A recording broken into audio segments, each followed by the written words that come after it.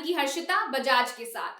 Corona महामारी 2.5 माह के लॉकडाउन और पड़ोसी देश चीन की सीमा पर हरकतों से नाराज बुरहानपुर के टेक्सटाइल व्यवसायी और बुनकरों ने चीन से आने वाले पावर लूम मशीनरी से तौबा करने का मन बना लिया है। टेक्सटाइल व्यवसायियों ने पहले ही कपड़ा बनाने के लिए उपयोग में आने वाला धागा खरीदना तो बंद कर ही दिया था। अब चीनी पावर लूम और मशीनरी नहीं खरीदने का फैसला भी किया है।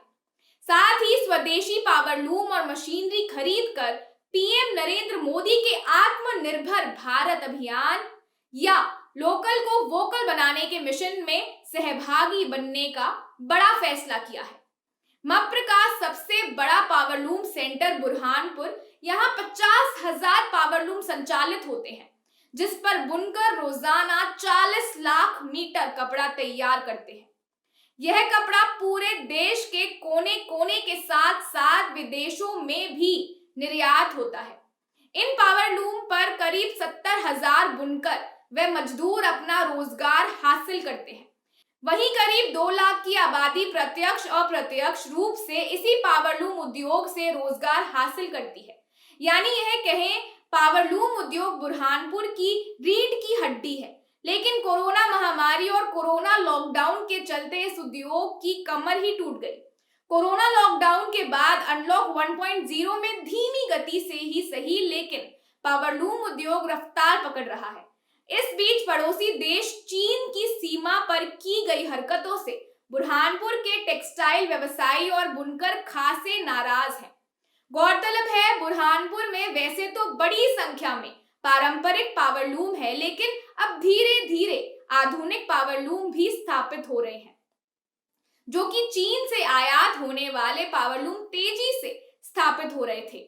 लेकिन अब चीन की हरकतों से नाराज टेक्सटाइल कारोबारियों ने व बुनकरों ने चीन से आयातित होने वाले पावरलूम और मशीनरीज को ना कहने का फैसला किया है।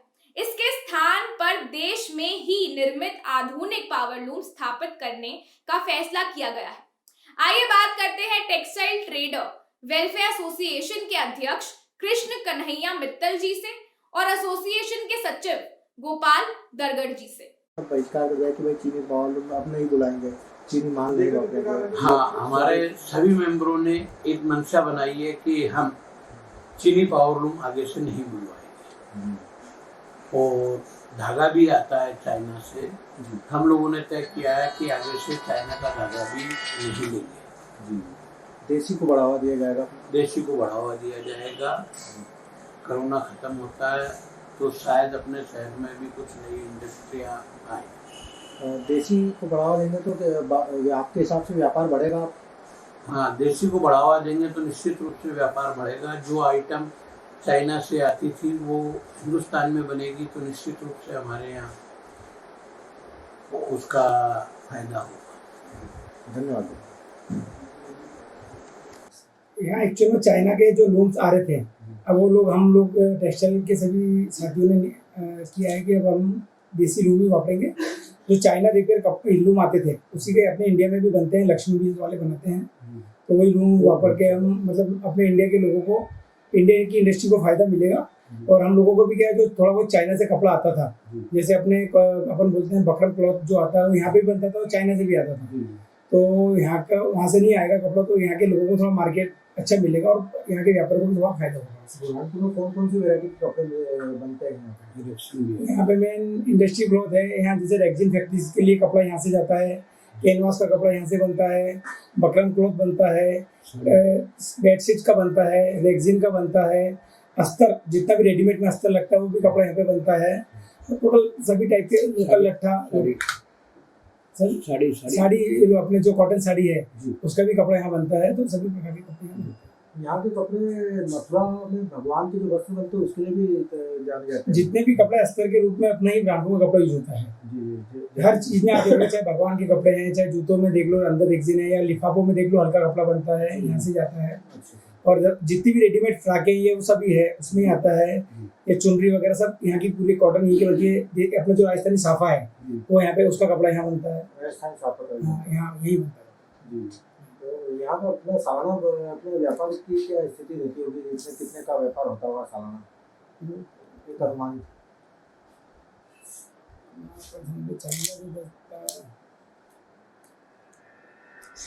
उधर स्वराजीव दीक्षित के स्वदेशी आंदोलन से जुड़े राजेश बजाज ने भी इस फैसले का समर्थन किया है।